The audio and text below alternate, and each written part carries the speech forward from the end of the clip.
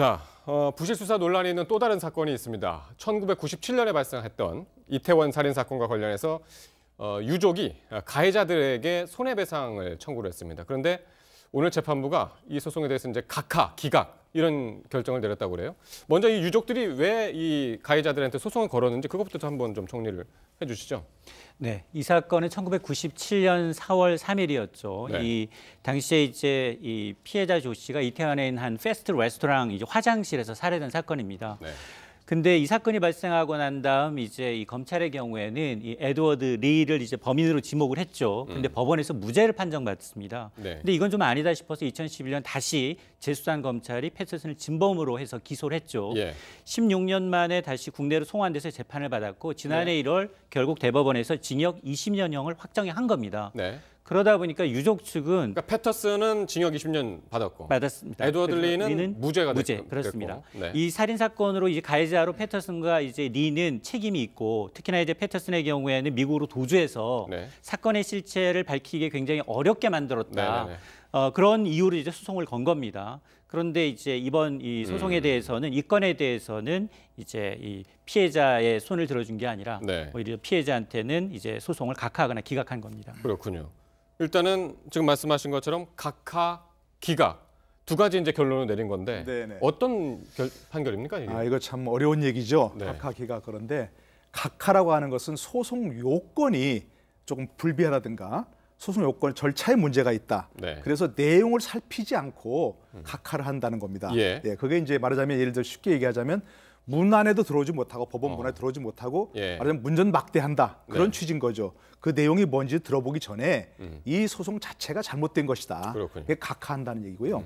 기각은 문 안에 들어오게 해서 그 내용을 들어보니까 들어보긴 충분히 들어봤는데 그 내용에 이유가 없다. 예. 그래서 이제 받아들이지 않는 그런 걸 이제 기각이라고 얘기하는 그럼 겁니다. 이태원 살인 사건 이번 판단에 대해서는 이번 사건에 대해서 그럼 어떤 부분이 각하고 어떤 부분이 에드워드 기각입니까? 리에 대해서는 각하였습니다. 그건 왜 그랬냐면 네. 소송의 기판력 때문이라고 얘기하는데요. 예. 이것도 조금 어려운 얘기죠. 기판력이라고 하는 것은 이미 확정된 재판이 있을 때 그와 모순되는 주장을 하는 것은 받아들이지 않는다. 그런 에드워드 얘기거든요. 리가 무죄 판결을 받았기 때문에 그렇습니다. 예전에 에드워드 리에 대해서 소송을 제기했었습니다. 민사소송을.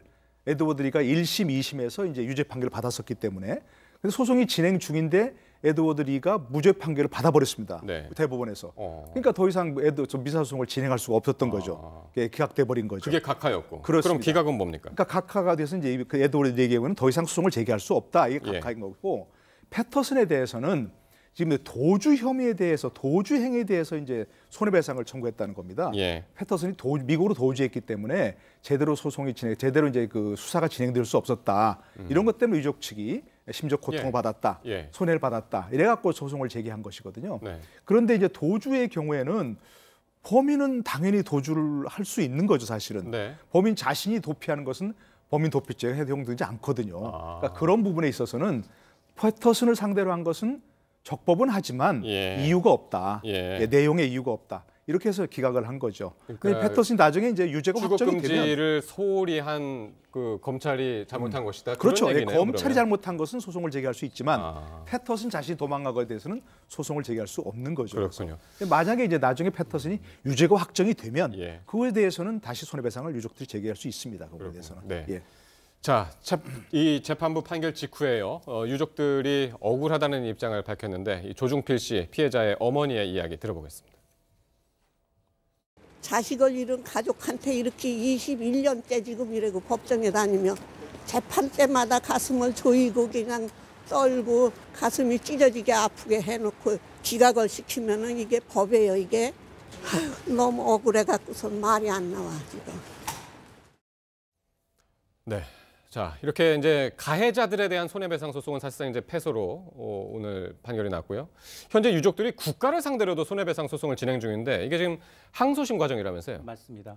지금 뭐 에드워드 리는 무죄고 패터슨은 20년형이 확정이 되다 보니까 이게 이 국가를 상대로 왜냐하면 수사 당국이 부실한 수사가 있었기 때문에 지금 이렇게 수사가 지연됐고 실체적 진실이 좀 밝히기가 어려워졌다라는 점을 들어서 유족이 국가를 상대로 10억 원의 소송을 제기한 겁니다. 그래서 1심에서는 일부 국가의 배상 책임을 인정하면서 유족에게 총 3억 6천만 원의 위자료를 지급하라라고 판결을 하고 있고 지금 현재 2심이 진행 중인데 오늘 19일입니다. 항소 항소심 최종 변론이 있을 것으로 보입니다.